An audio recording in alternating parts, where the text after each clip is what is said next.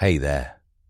Tonight we're exploring the first Transcontinental Railroad, the steel ribbon that finally met at Promontory Summit. What you're about to discover is that the last hammer taps were sent over telegraph to cities nationwide, letting the whole country hear the golden spike at once. If these stories help you unwind, I'd love a quick like or subscribe, but only if they're genuinely working for you. I'm curious where in the world you're listening from, so drop your location and local time in the comments. It's amazing seeing our little community span the globe through these historical tales. Now get comfortable, perhaps dim the light, or find that perfect pillow position, and let's ease into tonight's journey together. A gold spike, 2 dignitaries swinging and missing, and a telegraph operator quietly faking the perfect blow that never happened.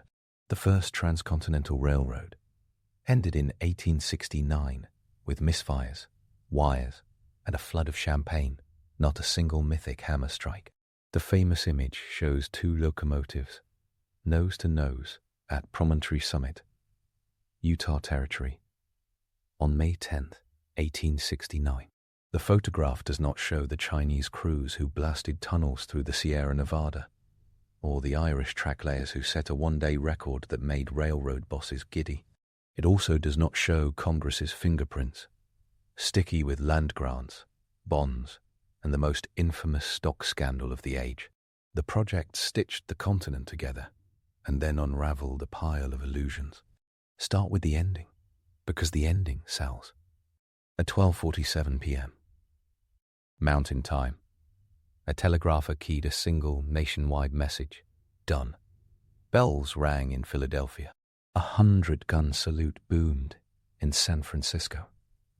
The New York Times reported the drama with a sigh of national relief. The ceremonial spike, one of several actually, was 17.6 karat gold, with decorative inscriptions, presented by a San Francisco businessman named David Hughes. A laurel wood tie came from California. A silver-headed maul glinted in the sun.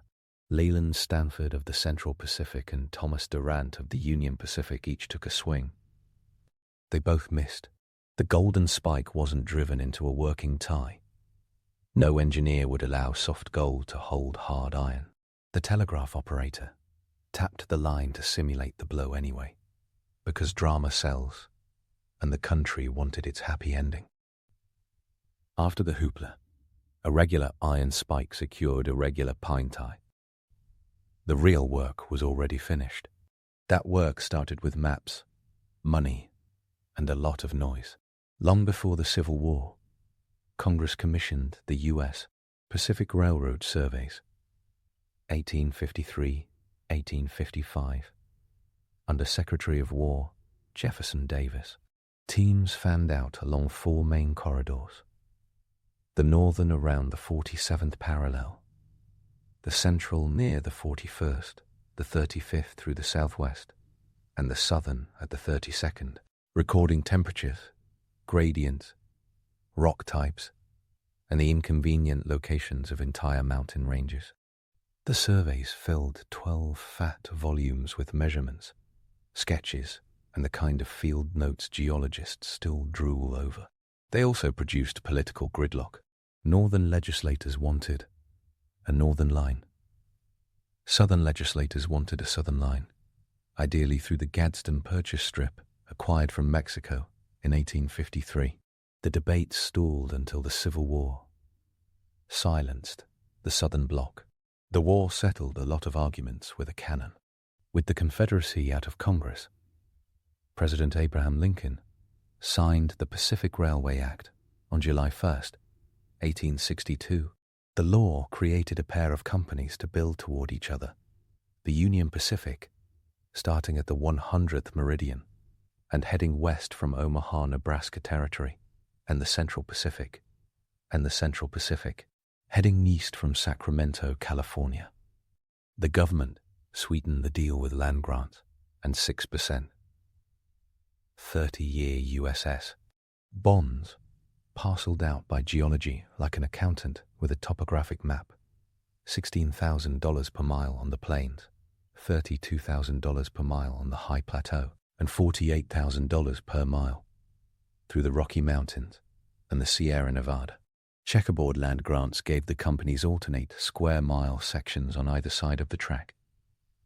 10 sections per mile at first, doubled to 20 by the 1864 amendment. That meant up to 12,800 acres per mile dangled in front of men who treated maps as menus. The law also specified a track gauge, 4 feet, 8.5 inches. It was the English standard already used by most major U.S. lines, and as the 1863 amendment spelled out, it would be used on the Pacific Railroad. Folklore claims Lincoln personally set the gauge by decree. Congress actually wrote it into the statute. Myth loves a single, decisive hero. Law loves paragraphs. The Central Pacific had the hardest start. Engineer Theodore Doane Judah, a thin man with thick ambition, had surveyed a route out of Sacramento along the American River, up through the Sierra via the ridgeline between the Yuba and American rivers. The notorious Dutch Flat and Donner Lake idea. Judah's 1861 map, filed in Washington, D.C., sketched a line over near Vertigranit as if a pencil could ignore gravity. He found his capital in 4 Sacramento merchants with more nerve than experience. Leland Stanford, Collis P., Huntington Mark Hopkins, and Charles Crocker. The Big Four handled politics and money. Judah handled the mountains. Then the mountains outlived Judah. He died of yellow fever in November 1863 after crossing the Panama Isthmus on a fundraising trip. Aged 37, the Big Four took his route and kept his promise to Congress. The engineer's funeral had barely ended when the grade cruise began. The Union Pacific's initial energies were less literary and more feral. Thomas Clark Durant, a physician turned railroad speculator with a gift for promotion and a flexible approach to ethics, ran the company in practice, if not in soul. General Grenville M. Dodge, a battle-hardened Civil War engineer who had laid military railroads under fire, became chief engineer. Jack and Dan Casement, war veterans with bulldozer personalities before bulldozers existed, ran track-laying like a military campaign, because it was won. The Up chose the Platte River Valley as a natural highway across Nebraska. No big grades, just distance, and a lot of buffalo watching the weird iron snake roll by. Both companies needed rails, spikes, tie plates, and locomotives in volumes the nation had never produced. During the war, American iron was scarce and expensive, so both lines bought rails from British mills. The Made in America vibe would come later with steel. In the 1860s, iron from places like Barrow-in-Furness clanged onto American ties. Locomotives came from Rhode Island, New Jersey, and Massachusetts, then went by sea to California for the CP or by rail and river to Nebraska for the Up. Each new mile looked simple on a map and expensive on a ledger. Workforces were a different world. The Union Pacific hired armies of Irish immigrants, Civil War veterans from both sides, and a rotating cast of laborers who drifted in and out with the end-of-track towns. Hell on wheels, as reporters called them. The towns were mobile carnivals of vice that popped up near the track end, making quick work of paydays and whiskey. Armed escorts rode payroll trains. Fights broke out over card games, wages, and the definition of Saturday. The Central Pacific, after struggling to hire enough workers, recruited Chinese laborers in 1865, starting with about 50 men and soon expanding to thousands. By the 1867-1868 peak, 10,000 to 12,000 Chinese workers toiled for the CP, roughly 80 to 90% of its total workforce. The CP paid Chinese crews around $30, $35 per month in gold coin, often without board. White workers earned roughly $35 per month with board. The company docked pay for blown tools and days lost to weather, because payroll never misses an opportunity. In the Sierra Nevada, the granite did not care about payroll. The summit, tunnel, no, 6 on CP charts, drove 1,659 feet through solid rock beneath Donner Summit. Drillers worked from both ends and a vertical shaft, the latter giving 4 headings and better airflow. In winter 1866, 1867, snow piled up in drifts as high as 40 feet. Avalanches smothered camps and ripped at scaffolding. Diaries from the period repeat one bleak theme: snow above, rock ahead, time gone. In 1866, the CP shifted from black powder to nitroglycerin for some of the toughest work, despite the stuff's cheery habit of exploding if the weather looked at it sideways. Chinese crews were often chosen for the most dangerous blasting because they were precise, disciplined, and there in immense numbers. The company's official casualty counts were thin to non-existent. Estimates of Chinese deaths ranged from scores to several hundred, possibly more than 1,000. Records were poor, funerals were quiet, and the mountains kept their secrets. To fight the snow, Charles Crocker built snow sheds, miles of covered track, using heavy timber, notably redwood and fir from California. By 1869, the CP had erected about 37 miles of sheds and retaining walls along the summit approaches. In photographs, the sheds look like gigantic wooden tunnels. In person, they felt like riding a locomotive through a barn during a blizzard, while hoping the barn did not catch fire. The sheds worked. Trains could run through storms that would have buried an army. The UP's problems looked different and were measured by arrows, rifles, and speed. As the line pushed west after 1866, Cheyenne, Arapaho, and Lakota Sioux war parties attacked survey crews and timber trains. The Army established forts along the right-of-way. Fort Sanders near Laramie in 1866, Fort D.A. Russell near Cheyenne in 1867, because the railroad's progress was a direct threat to indigenous sovereignty and buffalo herds. At Plum Creek in August 1867, Cheyenne warriors derailed a UP freight and wrecked it, a deadly reminder that steel didn't automatically win the West. The Fort Laramie Treaty of 1868 set boundaries and promised peace. The trains kept going. The railroad accelerated buffalo slaughter by moving hunters and hides by the carload.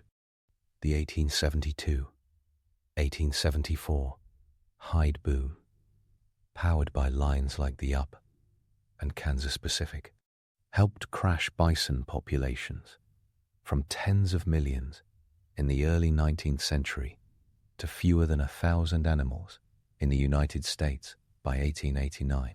Progress and extinction rode the same rails. The UP's construction theater offered its own prestige obstacles. Sherman Summit in southeastern Wyoming, at about 8,247 feet above sea level, became the highest point on the line. The Dale Creek Bridge nearby, 650 feet long and roughly 120 to 150 feet high in its original timber form, swayed in the wind in ways the phrase "don't look down" fails to capture. Andrew J. Russell's photographs show it as a spidery lattice over a canyon, all bravado and right angles. The bridge would later be rebuilt in iron. At the time, it proved the UP intended to take a straight line wherever possible, even if a ravine politely asked them to go around. Back in California, milestones finally began falling. The CP crested the Sierra by June 1868 and reached Truckee on August 19th. Reno came next. Then the long slog across Nevada's basins and ranges. Towns bloomed overnight. Winnemucca by October 2nd, 1868. Elko by January 25th, 1869. Cross Nevada. Water mattered more than romance. Wells and springs dictated station placement, like the desert's HR department. The track pointed east like a spear. Financing never stopped mattering. The 1864 amendment to the Pacific Railway Act let the companies issue their own first mortgage bonds, effectively giving them a higher priority lien than the federal bonds. That meant private investors could get paid before the government did. On paper, it made funding possible. In practice, it made mischief inevitable. Durant and Associates created a construction company called Crédit Mobilier of America, an American spin on a French finance model, to which the up awarded fat, no-bid contracts. Contractors paid themselves as builders, paid themselves as owners, and then paid Congress by handing out shares at insider prices. Oakes Ames, a Massachusetts congressman, and Up Boomer distributed sweet stock to lawmakers. Names later linked to the scandal included Vice President Schuyler Colfax and Representative, later President, James A. Garfield. The 1872-1873 investigations ended with Oakes Ames censured by the House and the phrase Crédit Mobilier living rent-free in textbooks as shorthand for Gilded Age impropriety. The Up survived. The reputations did not.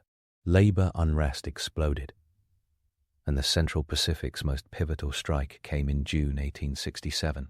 Thousands of Chinese workers from the Sierras to the Nevada line struck for higher pay and shorter hours, demanding $40 per month and a 10-hour workday in the tunnels. Photographs do not show this because photographs rarely catch a refusal. Management responded with a blockade. Food shipments stopped to high camps.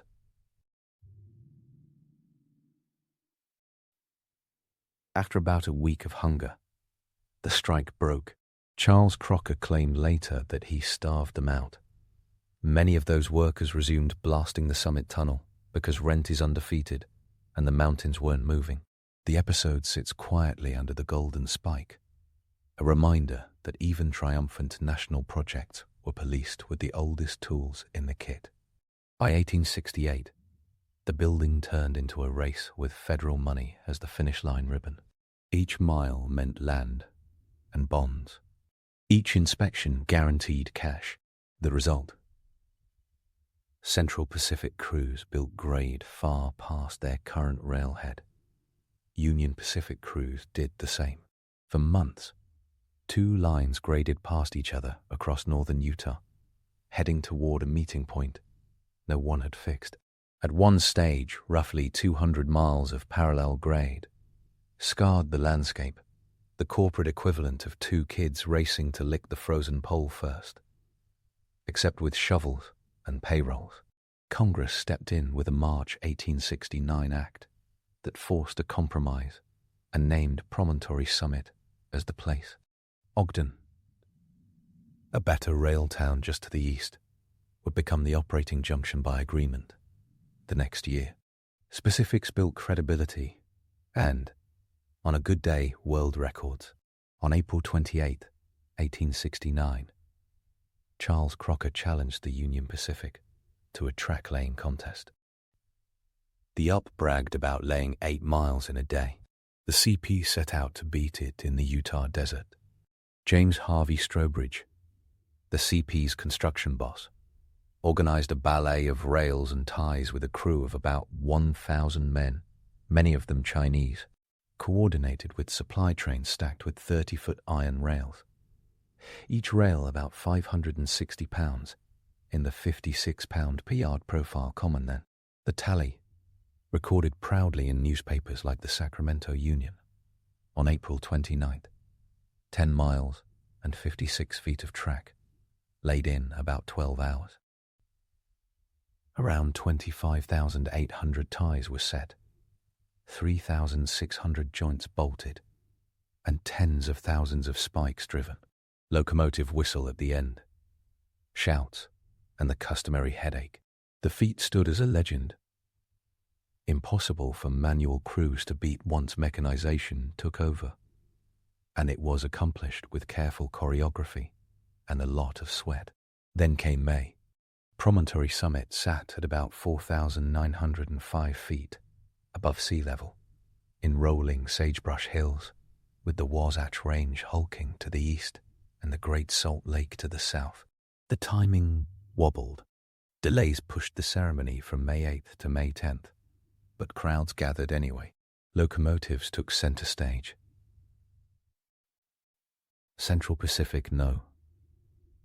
60 nicknamed Jupiter, a 4-4-0 American type with polished brass, and Union Pacific No. 119, another 4-4-0 with a more work-worn look.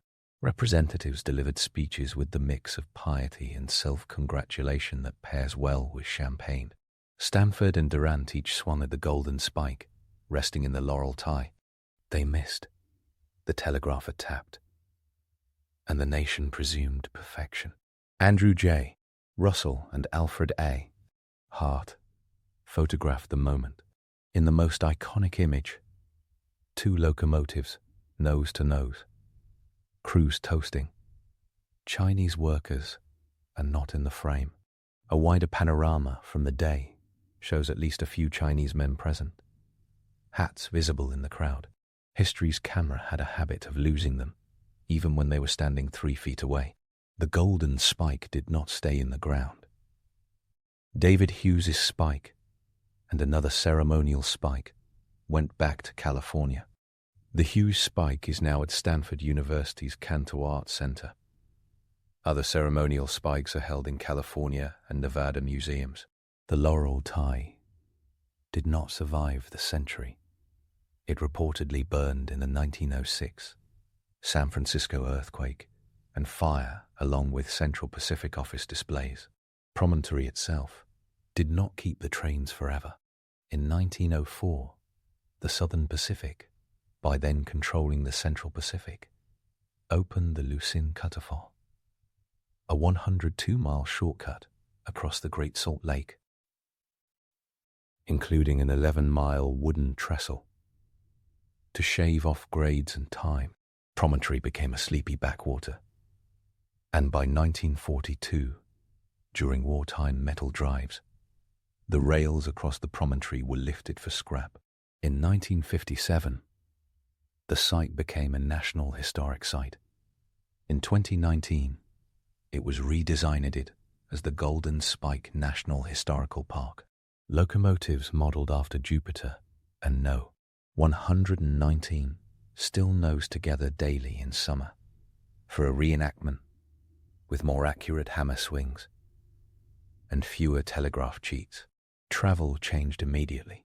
Before the railroad, coast-to-coast journeys took 4 to 6 months by ship around South America's Cape Horn, 3 to 4 weeks by stagecoach, or 2 to 3 weeks including a steamer to Panama, a mule and rail trip across the isthmus, and another steamer north.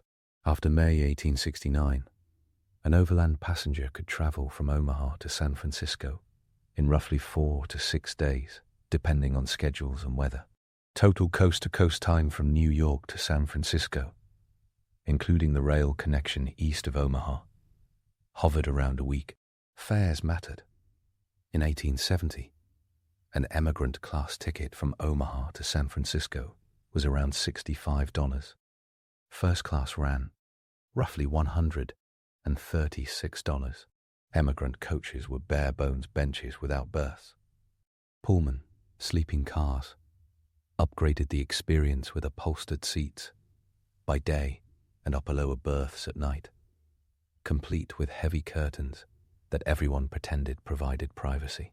Freight rates dropped. Cows that would have walked to market rode instead. Hooves rested, meat less stringy. Letters could cross the country without riding on the back of a man who had to shoot at raiders while changing horses in a snowstorm. This was the internet of 1869 in wood. Iron and coal smoke. Myths multiplied faster than telegraph sparks. One perennially charming myth claims the Transcontinental Railroad as a single project, unified America's track gauge. The Pacific Line used the standard 4 feet, 8.5 inches. But much of the South stuck with 5-foot gauge until a dramatic synchronized conversion in May 1886, when thousands of workers shifted one rail inward over a couple of days to make Southern rails match Northern rails, an industrial ballet that barely fit on a map. Another myth holds that the line went straight across the Great Salt Lake from the beginning. That required the 1904 Lucin cutoff and a lot of timber. A third myth credits Lincoln personally with drawing the precise route on a map. Granville Dodge chose the Ups line along the Platte. Judah platted the CP's Dutch flat route. Lincoln signed the axe, offered guidance, and backed the project. Engineers and graders bled for the line on the ground.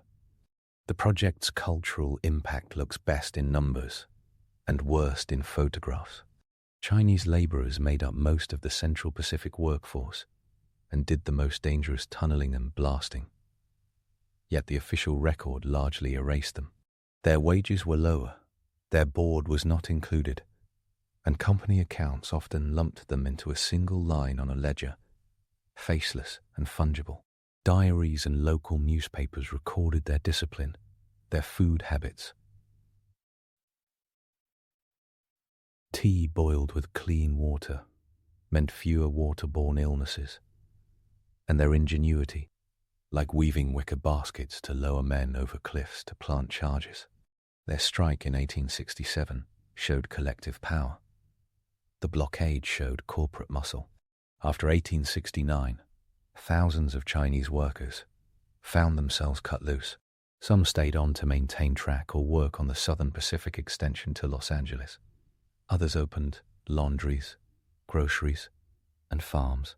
Many endured escalating violence and discrimination in Western towns.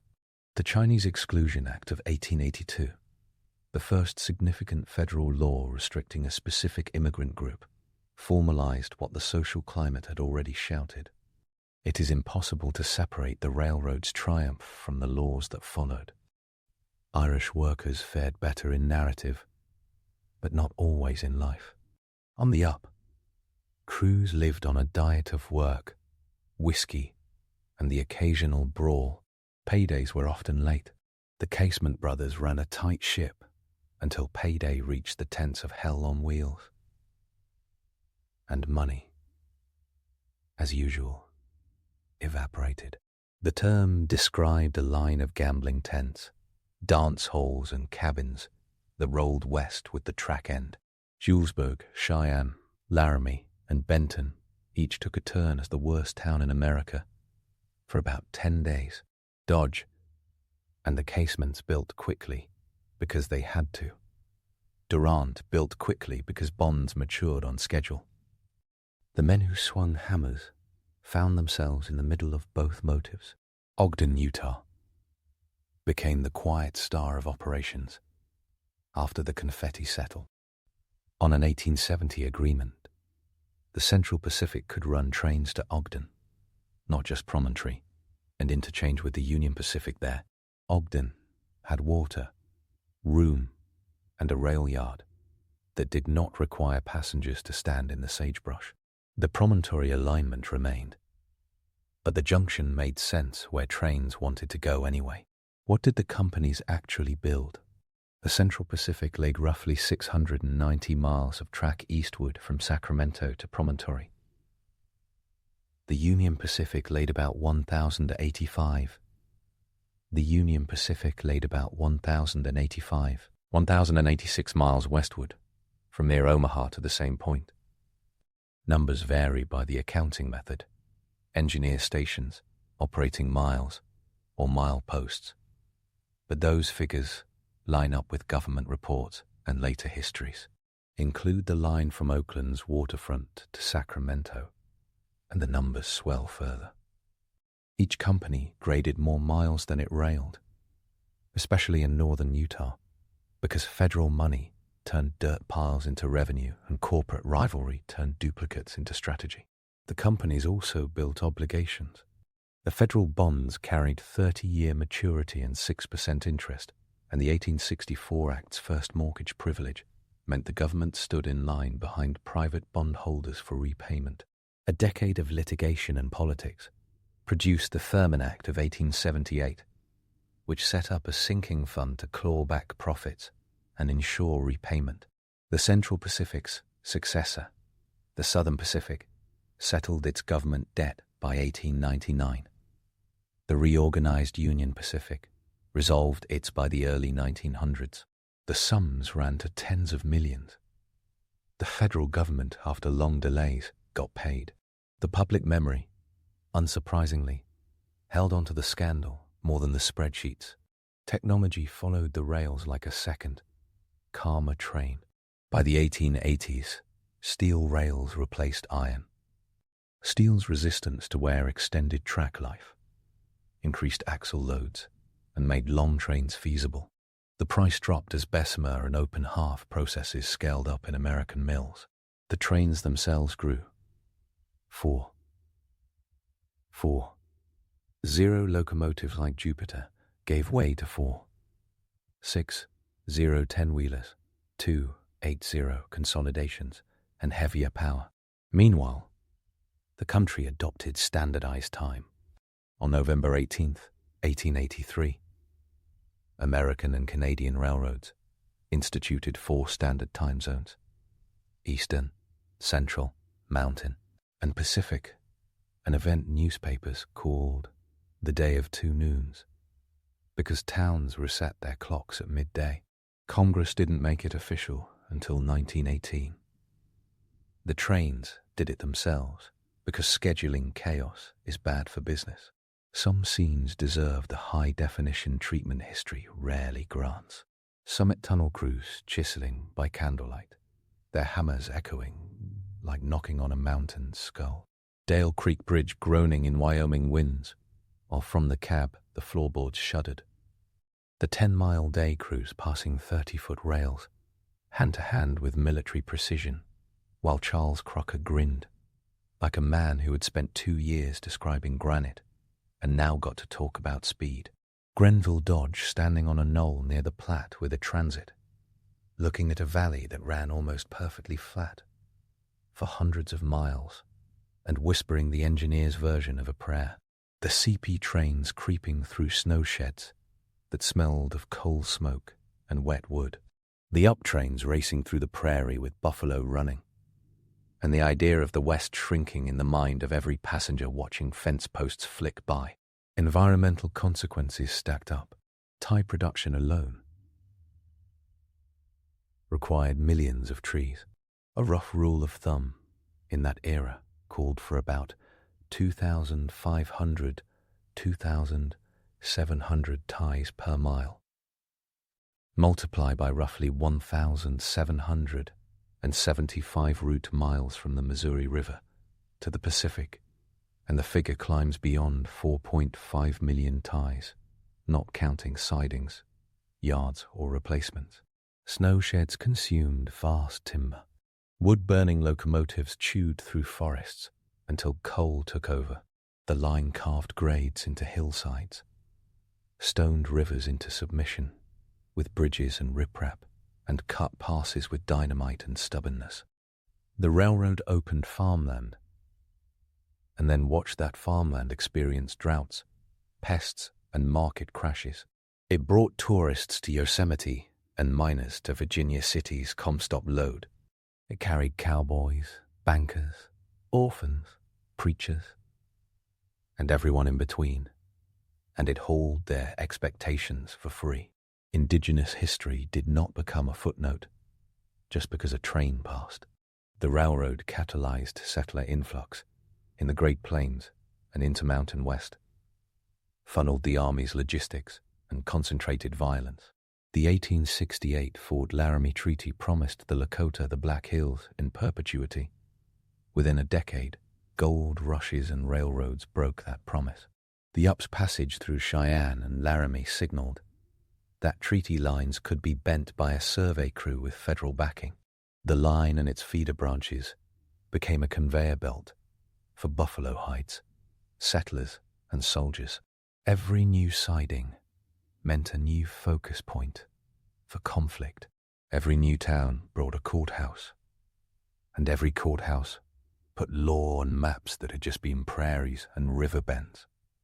A few extra debunkings earned their keep. The famous photograph at Promontory didn't show the last spike going in because it was staged after the fact. The Menlo Park-style myth of a national gasp as the telegraph transmitted a perfectly timed hammer blow works better on postcards than in the dispatch logs. Multiple ceremonial spikes existed, including a silver spike from Nevada and a gold-silver-copper spike from the Arizona Territory. Some of those were tapped. None of them were there to hold rails. The actual final fastening used ordinary iron and an engineer with a basic insistence on physics. Another legend says the line bankrupted the Union Pacific immediately. In reality, the UP survived the 1870s and staggered into the panic of 1893 when most major railroads collapsed. E.H. Harriman then rebuilt the UP into something a 21st-century logistics manager would recognize. And the Central Pacific's last spike did not finish American railroad growth. It began a frenzy of spurs, branches, and second transcontinentals. The Northern Pacific drove its golden spike in 1883. The Santa Fe reached California by 1887. The Southern Pacific completed its sunset route eastward from Los Angeles to New Orleans by the 1880s. The country did not get one transcontinental. It got a web. Faces matter as much as statistics. Leland Stanford started as a merchant, became California governor in 1862, and a U.S. senator later. He and his wife, Jane Lathrop Stanford, founded Stanford University in 1885 in memory of their only child, Leland Jr., who died of typhoid fever at 15. Collis P. Huntington became the iron-willed head of the Southern Pacific, famous for contracts written like steel traps.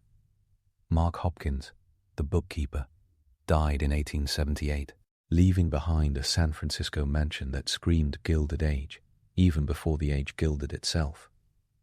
Charles Crocker, who once told a reporter that snow sheds would solve nature, built a mansion on San Francisco's Nob Hill, accessible by a private cable car. Thomas Durant ended up squeezed out of the UP and continued speculating. Grenville Dodge built railroads around the country and testified before Congress more times than any engineer wanted. Oakes Ames died a few months after his censure in 1873. They were not heroes or villains in a cartoon. They were men who read the statute book like a treasure map and worked the margins of law and landscape. The project's visual record is old-school documentary before that word got a film degree. Andrew J. Russell's glass plate negatives for the Union Pacific show geometry and grit. Locomotives framed against timber trestles, crew lines shrinking into perspective, telegraph poles like punctuation marks along the grade. Alfred A. Hart's images for the Central Pacific run from San Francisco Bay, ferries, to mountain snowsheds. The Sierra in full haughty pose. Both sets function as engineering reports you can hang on a wall. The Sacramento Union, the San Francisco Bulletin, Harper's Weekly, and the New York papers embroidered the narrative. Later historians, Oscar Lewis, Robert Louis Middlecoff, and Stephen E. Ambrose among them, argued over character and causation.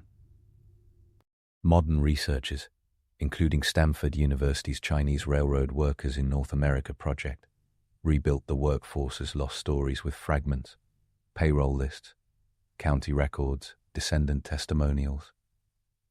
That, payroll lists, county records, descendant testimonials, and archaeology from campsites high in the Sierra. The myth still sells. The documents still win. A sharper example of myth versus memory sits in a suit jacket pocket. The gentleman's myth of the golden spike has a lasting shine. The worker's memory of the 1867 strike, of pay docked for snow days, of hands blistered through canvas gloves, stays as a ledger entry. In 2014, archaeologists near Donner Summit unearthed ceramics and food remains from Chinese camps, rice bowls with quinoa blue patterns, fish bones, pork bones, indicating diets more balanced than the stereotype of rice and tea. The same camps contained opium cans, because painkillers were also part of the job. Those finds do not read like moral tales. They read like lives, lived in the space between survival and a paycheck. Promontory Summit, after the moment, developed an almost comic anticlimax. The tracks were left with a stub switch. The junction moved to Ogden. Work crews packed up the tents. The famous engines left. The site went quiet, then quieter. In 1904, the Lucen cut off shunted traffic across the lake to save 44 miles and 1,000 curses about grades. The Promontory line limped along for local service until World War II's scrap drive reclaimed it. Today, the park rangers in period caps line up replicas of Jupiter and No. 119 and recreate the scene with attention to the details the original audience missed, like acknowledging the Chinese, Irish, and Mormon crews who did the work, and the telegrapher tapping the line to send done without waiting for Stamford's aim to improve. The railroad is still treated as a hinge in time for good reason. It flattened the map for commerce.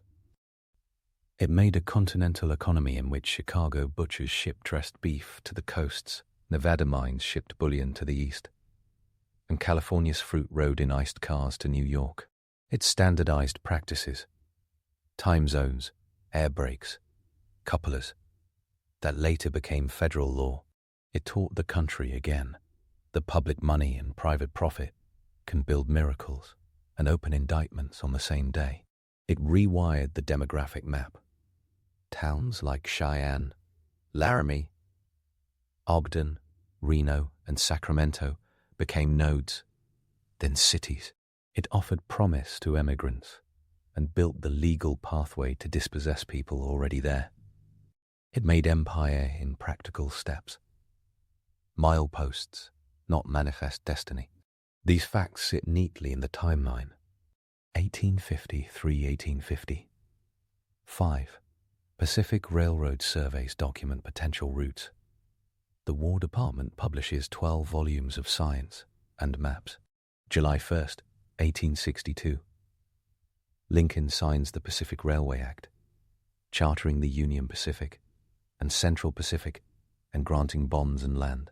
1863. Theodore Judah dies. The Big Four control the Central Pacific's destiny. 1864. Congress doubles land grants and allows First Mortgage Company bonds, setting up future arguments with the Treasury.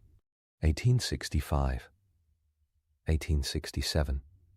Central Pacific hires thousands of Chinese workers. Sierra tunneling and snow shed construction dominate. 1867. Chinese strike on the CP for higher wages. Blockade and starvation tactics end it. Meanwhile, up crews face raids. Plum Creek derailment happens in August 1867. 1868. CP crests the Sierra. Reno, Winnemucca, and other Nevada towns emerge. Up crosses Sherman Summit and builds Dale Creek Bridge. Cheyenne and Laramie boom. Nature is to art a wonder. April 28, 1869. 7. Den 69, KP's 10-mile-in-a-day record, near Promontory. May 10th, 1869. Golden Spike ceremony at Promontory Summit. The telegraph message done. Goes national. 1872. 1873. Credit Mobilier scandal breaks. Oak's Ames is censured. Newspapers have a field day. 1878. Thurman Act aims to force bond repayment through a sinking fund. 1883. Standard time adopted by railroads. The nation's clocks fall in line. 1899. 1999. Government bonds from the Pacific Line finally paid off after legal and financial contortions. 1904. Loosen cutoff across the Great Salt Lake bypasses promontory. These milestones tell the structural story. The human story lives in the margins. A Chinese foreman counting wages in gold coin. Uptight gang walking backward as they drop oak and pine every 2 feet. A telegrapher tapping a key that makes the whole country celebrate a hammer blow that went wide. A lobbyist sliding a stock certificate across a table in the House cloakroom and calling it progress. A buffalo herd seeing a locomotive for the first time and then seeing far fewer calves the next spring. By the 1870s, the line had taken on the hum of normality that kills legends. Schedules printed in small type. Rules about braking and whistle signals. Letters written on paper that smell like coal smoke if held close. The extraordinary becomes the background noise of life. Visitors wrote travelogues comparing dining cars. Ministers condemned the card tables in Pullman parlors. Emigrants stretched the last of their biscuit money in emigrant cars and tried to sleep sitting up. The locomotive spent more hours hauling sugar beets and lumber than doing anything photogenic. That is how infrastructure works. Thunder on day one, and then a low murmur for a century. Promontory's story would be tidier if it ended with a single bang and unanimous applause. It ended with 2 misses, a fake click, and something better. 2 lines of iron finally touching after years of labor, compromise, and connivance. The country that celebrated had not yet decided whether Chinese immigrants were human or a threat, whether buffalo should exist, whether the law meant treaties, and whether corporate innovation should stop at the line labeled bribery. The railroad did not answer those questions. It made them unavoidable. A final observation sells itself. In the 1860s, the United States committed to a project that looked like science fiction with wood smoke, a steel path across half a continent, 700+ miles of grade, timber, iron and nerve. Funded by Congress, built by immigrant labor, engineered in the middle of a civil war's aftermath, tested in high wind and deep snow, and immortalized by a telegraph cheat who knew a good narrative beat when he heard one. The first Transcontinental Railroad was messy and magnificent. It was not pretty in every corner. It was not pure in any boardroom. It was the kind of national act that creates a republic's memory and a hangover, both at once. The crown drops on the 25th of December, 800. And the crowd in St. Peter's roars. But the man under the gold is playing it cool. Charlemagne, king of the Franks and Lombards, suddenly wears the title Imperator. Einhard, his courtier biographer, later claims Charlemagne would not have entered the church if he'd known the Pope planned to crown him. That line lands like a medieval pry statement. It flatters imperial humility, but it also scrubs a lot of backstage negotiation. A ruler who ran a continent with to-do lists, inspectors, and coin reform did not stumble into an empire like a tourist, wandering into a surprise party. The man they called Father of Europe spent most of his life not in Rome, but in the field, on the road, or in a bath packed with nobles like a very serious spa day. He was born into an age that wore chainmail in the morning and argued Latin grammar in the afternoon. A realm where a royal signature could order the planting of rosemary and quince. alongside fortified frontiers. His birthday, of course, misbehaves. Einhard implies 742, based on stating he died at about 72 in 814. Other scholars read the annals differently and argue for 747 or 748. Medieval clerks did not love birth certificates. They loved saints' feast days and eclipses. The date floats, but the facts around it lock tight. He was the elder son of Pippin the Short and Bertrada of Lyon. Pippin took the Frankish crown in 751 with papal blessing, got anointed not once, but twice in 751, and again in 754 by Pope Stephen II, and mapped a new playbook where sacral oil and sharp steel worked as a policy duo.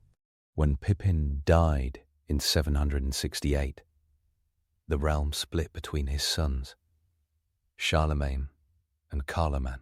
Frankish politics liked power shared in theory and smashed in practice. Tensions simmered. In 770, Charlemagne made a spectacularly awkward marriage to a Lombard princess, usually called Desiderius, only to send her home the next year. Lombard-Frankish in-law relations lurched into passive-aggressive warfare. In 771, Carloman died suddenly, leaving a widow, Gerberga, and children who fled to the Lombard court. Charlemagne became sole king of the Franks. The family drama, cloud, turned into a storm aimed at Italy. By 773, he crossed the Alps with an army that moved like a rolling city. By 774, Pavia fell. Desiderius ended up in a monastery, and Charlemagne wore the Iron Crown of Lombardy. He added a new line to his signature, Rex Langobardorum, and kept his old one too. He claimed to guard the Roman Church and simultaneously ran Lombardy as a Frankish province, a neat trick that worked because his cavalry made the exclamation points. Here comes Saxony, the grindstone on which he sharpened his reign. Starting in 772, he pushed east into lands of rough, forests, rivers that bit deep, and holy places like the Irminsul, a cult pillar near Eresburg that Frankish sources say he destroyed. The Saxon War did not end in a single triumphant campaign. It dragged for 3 decades, 772 to 804, through 18 campaigns and countless small raids, an exhausting tug of war across the Weser and Elbe valleys. His army chopped down sacred groves, built fortresses, seized hostages, and baptized converts who sometimes returned to their gods and old customs as soon as the cavalry trotted away. The campaign hit its darkest pitch in 782, after Saxons under Widukind and others crushed a Frankish force at the Suntel Hills. Charlemagne called an assembly at Verden on the Aller. The Royal Frankish Annals report mass execution, 4,500 rebels. The number stands like a medieval monolith, carved and implacable. Some modern scholars probe the text for alternative readings. Hostage exchanges gone wrong, miscopied zeros, but the annals and later tradition hold to an execution on an industrial scale. That decision tattooed his legacy with a warning sign in blood-red ink.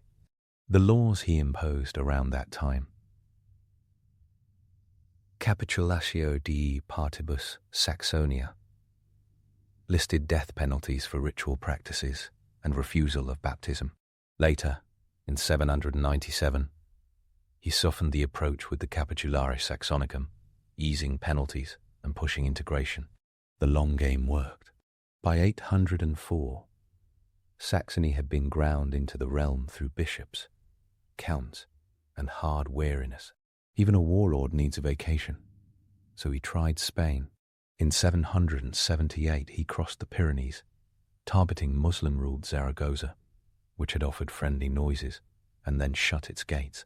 The campaign turned into a long shrug. On the way back, his rear guard threaded the passes near Roncesvalles and met a different kind of ambush. Local Basques, who knew the mountains like jurors know verdicts, crushed the Frankish baggage train with an avalanche of stones and silence. Among the dead, a prefect of the Breton March named Horodlandus, later inflated into Roland. No Saracen horde, no heroic Oliphant, just Basques with gravity and patience. The anonymous Latin annalist records the truth. Later poets turned it into the Song of Roland, a blast of epic airbrushing that swapped Basques for Saracens and traded a tactical failure for a martyrdom tour. Back home, the empire began to look like something that could not exist without paper, people, and a very stern calendar. Charlemagne opened the valve of reform, and the stream sprayed everywhere. In 789, he issued the Admonitio Generalis, a sweeping directive that read like a government syllabus. Churches must be repaired. Clergy must learn properly. Schools should be established so that boys can read. Psalms must be sung correctly. The text is not romantic. It is managerial. It names tools for a civilization that prefers words spelled the same way twice. He recruited intellectual muscle. Alcuin of York arrived in the 780s, a Northumbrian master of Latin whose letters sparkle with pedantry and warmth. Paul the deacon wrote history and taught grammar. Theodulf of Orléans criticized sloppy scribes and sloppy lives. Einhard, later his biographer, ran projects and knew how to flatter without lying. The palace school at Aachen collected brilliant people like a magnet collects iron filings. From this cluster came Carolingian minuscule, a script that taught letters to sit up straight. Before minuscule, words smushed into each other, and scribes could turn a sentence into a maze. After minuscule, letters had tidy shapes and clear spacing. Modern readers can often read a Carolingian page without crying, which counts as a miracle by training rather than shrine. Those corrected texts march across modern libraries. The Carolingian copy factories preserved much of classical Latin literature. More than 7,000 Carolingian manuscripts survive, a blunt statistic that hides the anxious energy of scribes who knew every pen stroke mattered. The empire that could burn sacred pillars also taught 12-year-olds to conjugate in Latin. The reforms pivoted from parchment to coin. Around the 702 in ADS and 7 in 90s, he standardized currency on the silver denarius. 1 Carolingian pound of silver produced 240 denarii. This made mental math easier and trade saner. He also pruned the chaotic network of mints to a reliable roster, about 30 mints across the realm, each stamping coins with a cross and sometimes the monogram Carolus. The message on the money said Christ, and Carolus guaranteed these weights, and the local lord with a private mint could sit down. He tightened tolls, checked measures, and fought counterfeiters with laws that read like the retail section of the apocalypse for cheaters. The Capitulare de Villis, probably around 800, dictated management of royal estates down to orchard trees and kitchen herbs. The ordinance listed more than 90 plant species, including cucumbers, sage, rosemary, and quince. The father of Europe expressed concern for beekeeping and plough oxen, like a sovereign version of a meticulous gardener. None of that stops the war machine. In 791, he rode against the Avars, the steppe power parked in the Carpathian Basin. His son Pippin of Italy and the Frankish commander Eric of Friuli cracked the Avar fortifications, including their so-called ring, a circle of earthworks filled with treasure accumulated from decades of raiding. The loot flowed north and west in waves. Chroniclers hint at mountains of gold and silver, a payday that rebalanced economies and paid for churches, monasteries, and elite bribes. By 796, the Avocagan bowed. A once fearsome steppe state turned into a moor of submission, and the Danube frontier settled, for a moment, into frank, taxed quiet. His foreign contacts stretched further. With the Abbasid Caliph Harun al-Rashid, he exchanged embassies around 797 and 801, and traded gifts that spark like filings on a magnetized timeline. The elephant, Abu Abbas, arrived in 802 with an embassy from Baghdad and became a celebrity in hoof form. Einhard keeps it brief. Later, chroniclers expand, nothing into mood. Abul Abbas travelled with the court, gawking nobles in tow, until 810 when he died near the Lower Rhine during a military expedition against the Danes. A giant mammal in northern weather, compiled more wonder than military advantage, but the cultural headline wrote itself. The Frankish emperor accepted an elephant from Baghdad as if that were a normal line item in the budget. Another legendary gift floats around. A mechanical water clock that dropped metal balls to mark the hours in animated miniature nights. Notker the Stammerer, writing decades later, loves the story of the Eastern marvel that made Frankish courtiers blink. Whether it came from Harun or not, slides into legend. The elephant stands secure. The clock crouches in the fuzzy attic between possible and pretty. Inside the palace, Charlemagne's domestic life looked less like a fairy tale and more like a ledger of marriages, children, and strategic alliances that sometimes cracked. His relationships, recorded in frank lines by Einhard, followed the rhythm of political necessity and personal habit. He had a partner named Himiltrude early on, the mother of his first son, Pippin, nicknamed the Hunchback. He married the Lombard princess for reasons of state and dismissed her for reasons of state. Hildegard of Wingsgau became his third and perhaps most beloved queen, dying in 783 at around 26 after producing a crop of heirs. Charles the Younger, Pippin of Italy, Rotrud, Bertha, Gisela, and Louis, later called the Pious, born in 778. After Hildegard came Fastrada, a queen whose reputation for severity swelled in the sources, and then Luitgard, who died shortly before 800. He also kept concubines, including Madelgard, Gerswind, Regina, and Adelinda.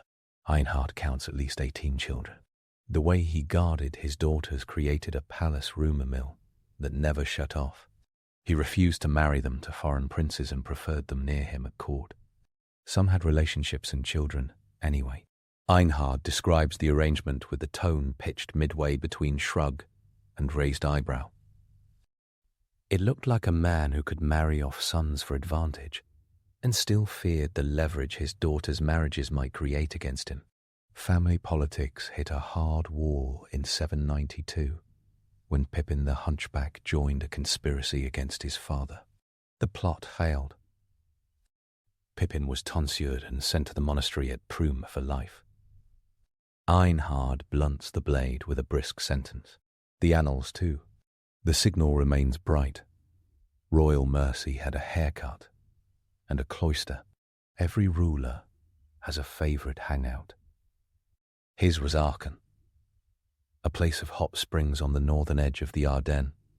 The baths drew him like a magnet and kept the court anchored in a place that felt both Roman and new. Einhard sketches the scene. The king bathed often, felt drawn to the pools, and liked to take many men with him, sometimes 100 or more friends, guards, and courtiers. A medieval HR department would have had a heart attack. The Palatine Chapel rose there in hard stone under the architect Odo of Metz, an octagon modelled on San Vitale in Ravenna, with spolia columns pulled from Italy, heavy bronze doors, and mosaic shimmer. The building remains today, a piece of gravity that turns tourists into neck-craning statues. It looked Roman on purpose, It told everyone that the Carolingians were not barbarians with better haircuts, but custodians of a tradition that stretched to Constantine. The empire needed eyes, so he deployed them in pairs. Missi Dominici, royal envoys, travelled circuits called missatica, usually a layman paired with a cleric, to audit counts, hear complaints, and write reports that could peel varnish. The system turned local power into something accountable to a centre. Counts commanded men and collected taxes, but a messenger from the king could blow a hole in any cosy setup with a few parchments and a wax seal. Innate turned true, the general oath of fidelity required males across the realm to swear allegiance to Charlemagne directly. Loyalty was no longer just to the count or the duke. The king grabbed it like a resource. On his desk, the capitulary stacked up. The word comes from chapter headings and reads like a mashup of multi-sector policy memos and moral exhortations. A tax rule might cozy up to an instruction on how bishops should check their priest's grammar, and both might share a page with hunting regulations. The mix wears a large mind on a small table. When the empire's software faltered, he patched the code with new chapters. By 799, drama surged from Rome like an alarm bell. Enemies attacked Pope Leo III in the streets of Rome, May 799, and tried to blind and cut out his tongue. He survived, escaped to the north, and sought Charlemagne's protection. The king rode south, held a council in November and December of 800, and staged a ritual that mattered. Leo swore an oath of innocence in St. Peter's on the 23rd of December. 2 days later, on Christmas, the emperor's story snapped into place. The old imperial line in Constantinople had a woman on the throne, Empress Irene. After a palace coup in 797, many in the West chose to interpret this as a vacancy.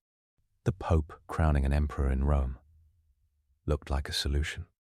Einhard's famous claim that Charlemagne did not know the plan makes him sound like a saint with a scheduling conflict. Modern historians treat it like a polite fiction, a move designed to avoid plugging the Western Empire directly into a confrontation with Constantinople. Negotiations with the Byzantine court later produced a compromise in 1812. The Byzantine emperor recognized him as Basilius, emperor, but carefully not emperor of the Romans. The title solves little and says everything. It kept the peace and let the West and East pretend both owned the word Roman in different fonts. The emperor liked precise clothes. He wore Frankish dress, linen shirt and breeches, tunic with a border, leggings, cloak, and, in winter, a vest of otter or marten fur. He liked swords with gold or silver hilts, and sometimes jeweled scabbards. He wore Roman-style robes on high festival days, when it would be rude not to. The later myth of his sword, joyeuse, flashy, and named, belongs to a tradition that loved to pin labels on unlabelable objects. Einhard reports no such name. He does report a man who kept his style disciplined, not theatrical. He also reports a man who could read Latin and spoke Frankish as his native tongue, understood some Greek, and tried to learn to write later in life. The famous anecdote has him keeping writing tablets under his pillow to practice letter forms, hampered by fingers trained for spear grips more than quills. The myth says, illiterate conqueror. The sources say literate, late bloomer. He presided over scholars and drove standards without pretending to be a philologist. He pushed education like a man who knew how much he did not know. His diet ran heavy on roast meats by preference, though doctors persuaded him to eat boiled food occasionally. He drank wine in moderation. He walked a lot. He did not love medical fads. He slept, travelled, held audiences, and then swam when he could, tossing policy decisions across bath steam like a Roman senator who traded the forum for a sauna. The north slapped back late in his reign. Viking raids licked the coasts in the 790s, with a strike at the monastery of Noirmoutier near the Loire in 799. In 810, the Danish king, Godfrey, assembled a fleet and threatened Frisia. The Frankish response: look awkward on water but efficient on land. He tried to form a riverine fleet, built defences, stabilized the coast with watchers and garrisons, and bought time. Godfrey died in 810, assassinated by a retainer, and the Danish threat receded for a blink. The storm would return, but not on his clock. He codified succession in 806 with the Divisio Regnorum, a family map that became a museum piece long before his tomb. Charles the Younger was to get the heart of the Frankish lands, Pippin of Italy, the Lombard kingdom, Louis of Aquitaine, the southern regions. Then the gods of dynastic planning laughed. Pippin died in 810, Charles the Younger in 811, and only Louis remained. In 813, Charlemagne crowned Louis as co-emperor at Aachen and dragged the old world into a new arrangement grounded in a single heir. It felt tidy at last. Death arrived on the 28th of January, 814, in Aachen. Einhard writes of fever and pleurisy. Late in the illness he fasted, taking only liquids, and the fast perhaps weakened him enough to fall. The burial happened the same day in the chapel he had built. An emperor folded into the geometry of his own architectural statement. Later centuries returned to his bones like pilgrims to a relic. In the year 1000, Emperor Otto III reportedly opened the tomb and found Charlemagne seated on a throne, crowned, scepter in hand, intact as if carbon-dated to legend. That story comes from Tietmar of Merseburg and others, and smells like incense and politics. The more prosaic truth sits with the reliquaries. In 1165, Frederick Barbarossa pushed a canonization project for Charlemagne to bind his own rule to a sacred past, and the bones were translated into a new reliquary. In 1861, the shrine was opened and the remains measured. Estimates of his height hover around 1.84 meters, significantly taller than most contemporaries. Einhard's note that he was 7 of his own feet tall now reads, like a figure that meant king-sized, literally. He was big enough to inspire awe, and the bones matched the aura. The achievements multiplied, but the empire's long horizon frayed after him. His only surviving legitimate son, Louis the Pious, inherited in 1814 and spent his reign balancing reform with family turbulence. Louis's sons then tore the logic apart. The Treaty of Verdun in 843 split the empire into 3. West Francia under Charles the Bold, East Francia under Louis the German, and a strange middle kingdom under Lothar that stretched from the North Sea to Italy. The map looked like a solution, designed by a committee that had spent a night arguing without sleep. The modern states of France and Germany trace lines back to that split. The middle strip became the zone that generated Burgundy and Lotharingia and centuries of creative confusion. The legend of Charlemagne grew in poetry, romance, and liturgy. He became a saint in Aachen. He became a model in Paris. He became a phantom in Spain who fought Saracens. He also became a mathematical ancestor for millions.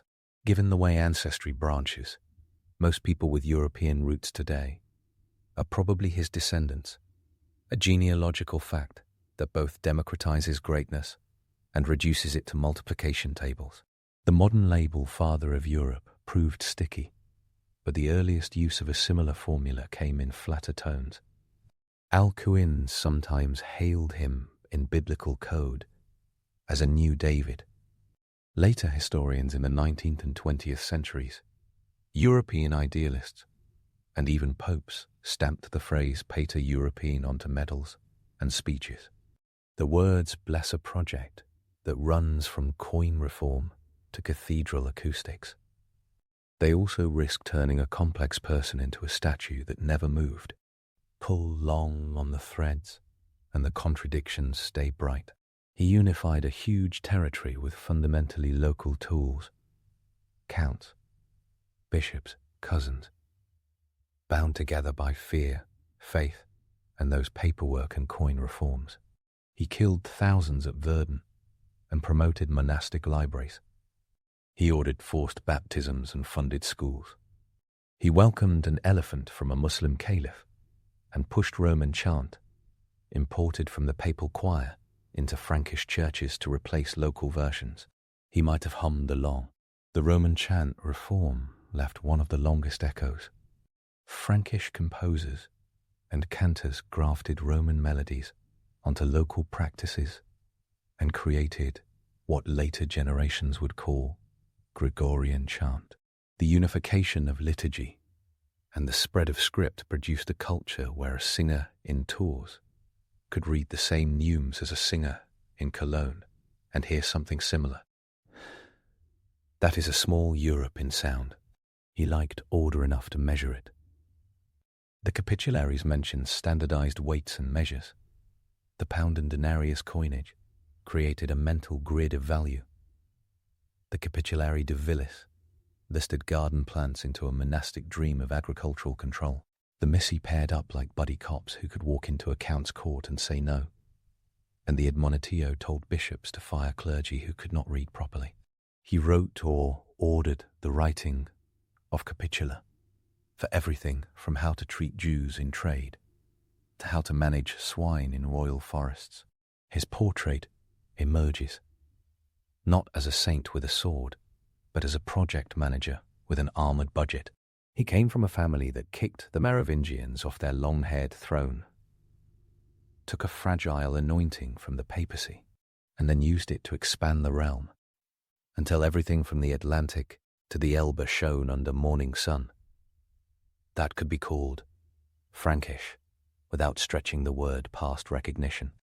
At its height, the Carolingian Empire occupied most of modern France, Belgium, the Netherlands, Luxembourg, Switzerland, Austria, large portions of Germany, a swath of northern Italy, including Lombardy, and the Spanish March in Catalonia.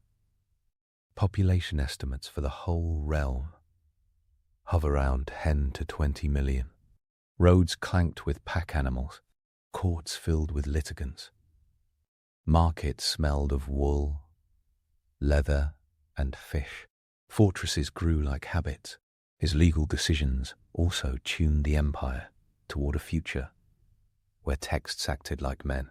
He collected and issued capitularies that sat alongside tribal law codes. The Lex Salica for the Franks, the Lex Saxonum for the newly integrated Saxons, the Lombard laws, so that local custom met royal intention in documents that judges could read aloud. Charters recorded land deals in a choir of formulas that scribes sang by rote. The empire loved repetition, but it also prized correction. Auditors could pull charters like teeth. Charlemagne's mind set a default to practical.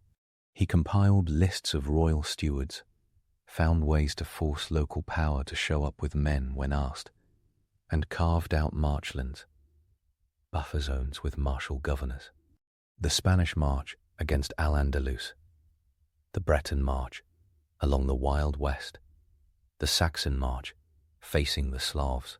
Marcher lords lived in the haunted space between frontier and state and learned to love fortifications. He treated bishops like allies with benefits. The church, stuffed with lands and often literate, served as the imperial civil service.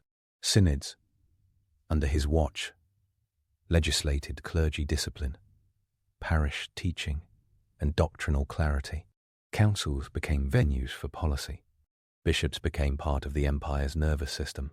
Priests were ordered to preach in the rustica romana lingua, or in Germanic tongues, so that the laity understood a crack in the Latin-only wall that, decades later, produced the Strasbourg Oaths of 842 in both a Romance vernacular and Old High German, a nice footnote to a reign that had wanted Latin corrected, not replaced.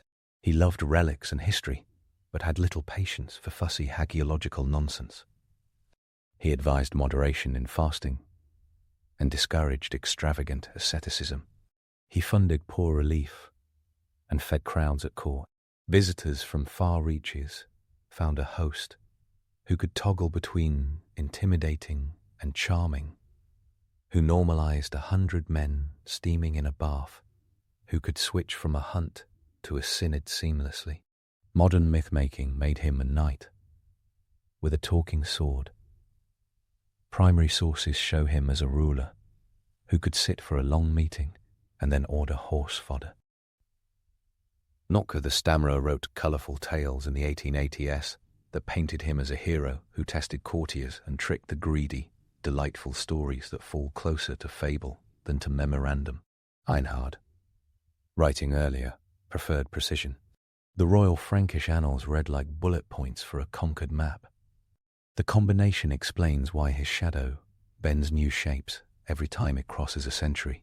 The coronation in 800 served not as a beginning, but as a punchline to a joke the empire told about itself. Rome never died. Rome moved north and travelled by cart.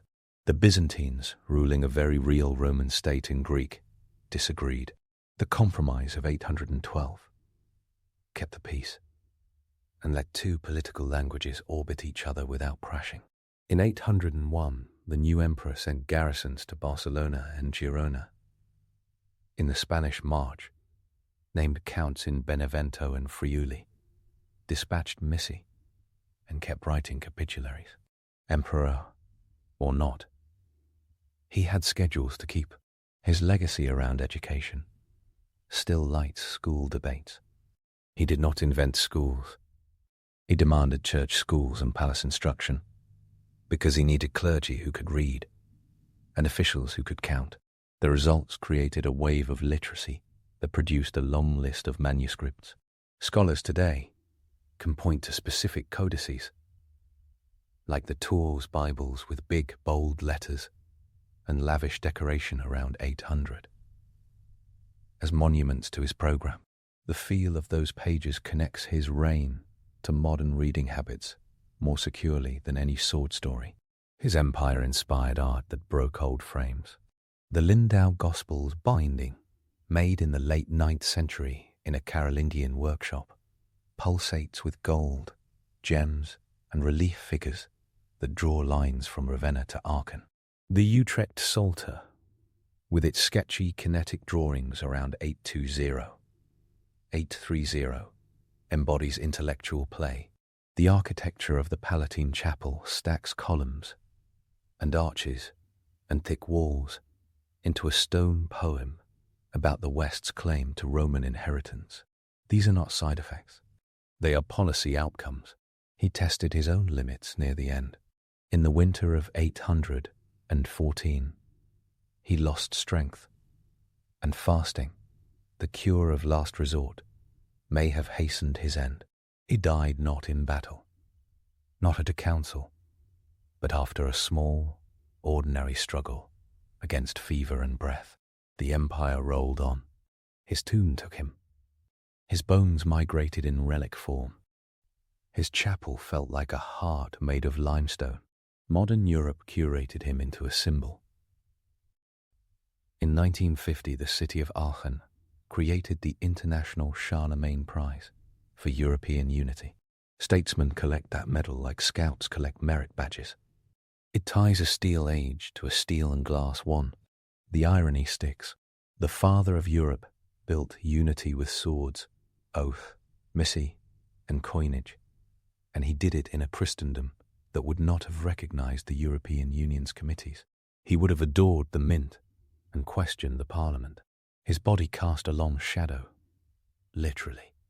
In 1861, when the reliquary was opened, scholars estimated his height at roughly 1.84 meters, a measurement that placed him well above the average for the era. The skeleton bore the marks of hard riding.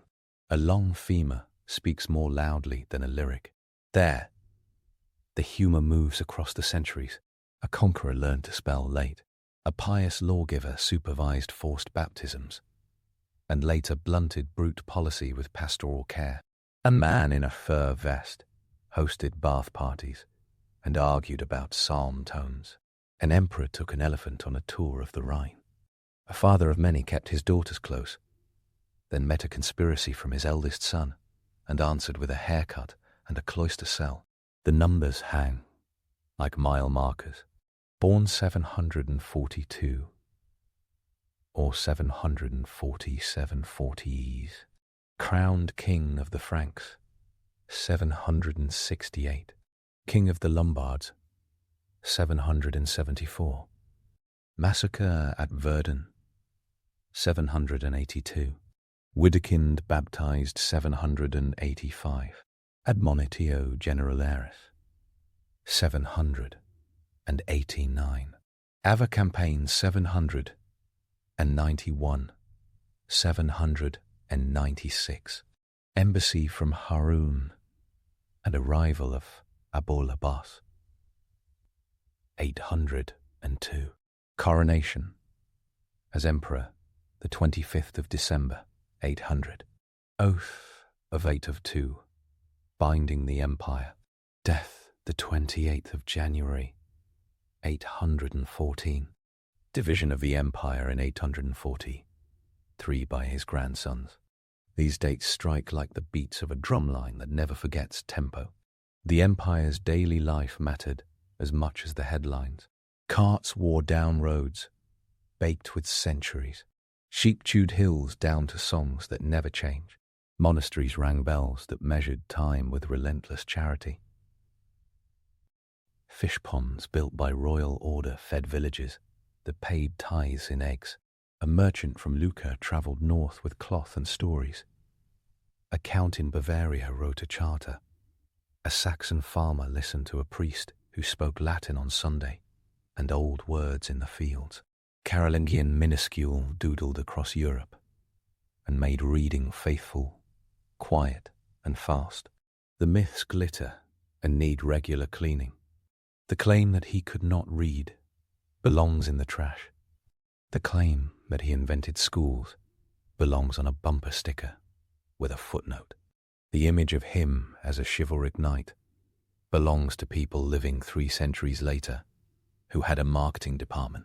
The sword joyeuse in the Louvre looks impressive and carries medieval and early modern layers, but no contemporary source gives that name to his blade. The story that he formed an early pan-European identity works only if identity means coin designs, chants, and court fashion. He made a political and cultural substrate. Later centuries poured their ambitions onto it and called the mix continuity. He could be ruthless. Verdun burns across his bio and refuses to dim. The Capitulatio Dei Partibus Saxonia thunders with penalties that snap like traps. Then, a few years later, the tone shifts, the penalties lighten, and the system awakens to something other than terror. The better policy endures, but the scar remains. He could be generous. Hospitality at court drained the pantry. Einhard mentions he fed many daily and made charity a habit woven into custom. He protected pilgrims. He wrote to popes and patriarchs with respect and firmness. He mediated theological debates with the patience of a man who knew writing could cool hot minds. He loved lists. That may be the line that captures him best.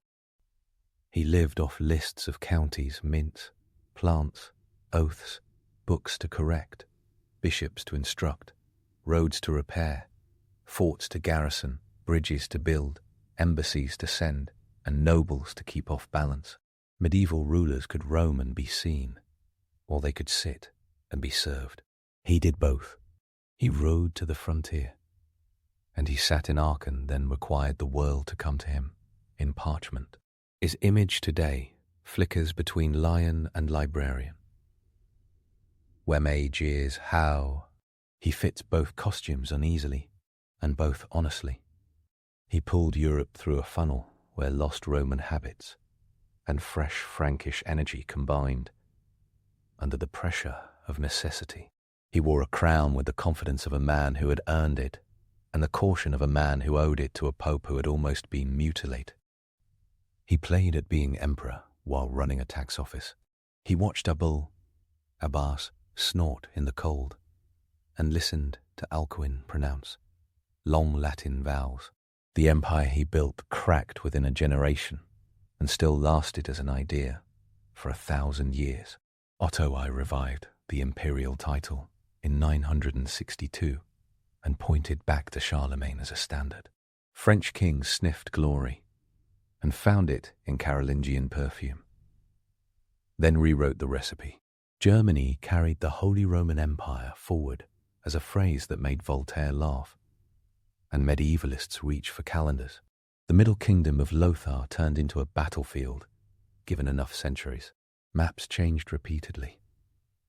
The ghost stayed stubborn. Walk into Aachen's chapel and the octagon's chapel, and the octagon imposes order on the skull. The heavy piers and tight geometry compress space. Standing there, Charlemagne seems less like a conqueror and more like a still point in a turning world. The mosaic canopy above the apse once glittered a message in gold. Heaven in angles sanctioned a very earthly bureaucracy. Marble columns stolen from Ravenna, and Rome marched in new ranks. The stone said what he always wanted to say: continuity, correction, control. A modern tour would stop at that elephant. It came in 8 untrue, a beast from Baghdad that switched continents and climates. It died in 800, and Trent, reportedly near the Lippe River. The story lasts because it is bizarre, and because it works as an emblem. He lived at a hinge of worlds: pagan forests, screaming under axes, Christian liturgy swimming north, Arabic science and wealth pushing west, Byzantine tradition frowning from the east. He managed to bridge some of that with a creature that needed water and hay by the barrel and looked like power. The world he left needed new lists. His heirs wrote them, fought over them, and then wrote them again. Everything he built required maintenance. His genius lay in creating habits that could be maintained, not just victories that could be celebrated. Missy could be sent again. Coins could be struck again. Schoolmasters could drill students again. Priests could chant from corrected books again. That kind of repeatable process turned a violent conquest into a civilization. His sins lay in the belief that salvation could be forced, that souls could be baptized at sword point and stay converted without the slow work of persuasion. Later, capitularies tried persuasion. Earlier ones shouted, "The arc bends not toward justice in any automatic way, but toward policy changes traced in ink," a sign that even iron rulers learned when they hit an iron wall.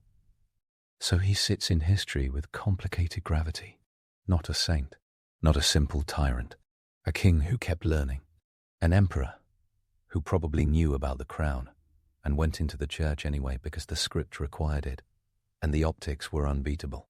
A Frank who built a Roman stage in a German forest and then made it sing in Latin. He died 3 years after the elephant, and 3 centuries before the Song of Roland expanded his Basque disaster into a Muslim opera. He encouraged grammar while hunting and planned garden herbs while planning frontier marches. He ran Europe with a set of tools that included a measuring stick and a mercilessness that belongs to the age. Modern Europe courts him for legitimacy and then keeps one eye on Verdun. Einhard closes his portrait with a sketch that feels like a friend's recollection rather than a court production. He writes of a strong walker who did not learn to write easily, a lover of women and family who watched daughters and let sons drift, a man who ate roast meat and wore simple clothes, who spoke ably but not flamboyantly. Who put his empire in order and kept it there with a will like a hammer? The royal Frankish annals add the drumbeat. The capitularies add the paperwork. Knocker adds the jokes and the miracles. Together they describe a figure at the dead center of Europe's long argument with itself. The crown in 800 becomes the poster image. The name Father of Europe becomes the tagline. The reality that moves behind both is a long list, and the man who loved lists. In that gap, the gap between the slogan and the systems, lies the life of Charlemagne. He made the West legible enough to argue with. He made it measured enough to trade. He made it literate enough to copy its own memory. Then he died, and the structures he built kept talking.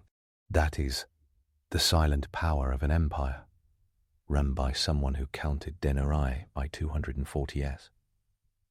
One quiet footnote at a time, and still had room in the budget for an elephant.